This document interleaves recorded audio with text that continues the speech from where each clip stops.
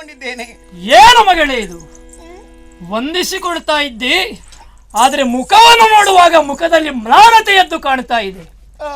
ಸಾಧನೆಯಿಂದ ಯಾವುದನ್ನಾದರೂ ಸಾಧಿಸುವುದಕ್ಕೆ ಸಾಧ್ಯ ಅನ್ನುವುದನ್ನು ತೋರಿಸಿಕೊಟ್ಟವಳು ನೀನು. ಪುರುಷ ಪ್ರಧಾನವಾದ ಈ ಪ್ರಪಂಚದಲ್ಲಿ ಸ್ತ್ರೀಯು ಏನನ್ನಾದರೂ ಸಾಧಿಸ್ತಾಳೆ ಅನ್ನುವುದನ್ನು ತೋರಿಸಿಕೊಟ್ಟವಳು. ಅಂತಹ ನೀನು ಸ್ತ್ರೀ ರಾಜ್ಯದಲ್ಲಿ ಮೆರೆಯುತ್ತಾ ಇದ್ದಿ, ನಿನ್ನ ಕೀರ್ತಿ ದಿಗಂತ ವ್ಯಾಪ್ತಿಯಾಗಿದೆ ಅನ್ನುವುದನ್ನು ಕೇಳಿ ನಿನ್ನ ಮಾವನಾಗಿ ಸಂತೋಷ ಅನುಭವಿಸಿದವ ನಾನು.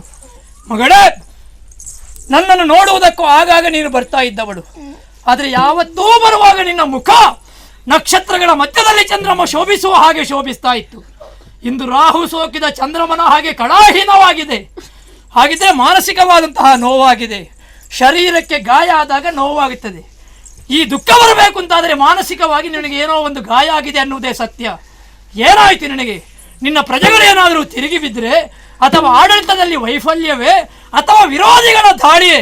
ನಿನ್ನ ಮಾವ ಮೇಧಾವಿ ನಾನಿದ್ದೇನೆ. ಏನಾಯ್ತು?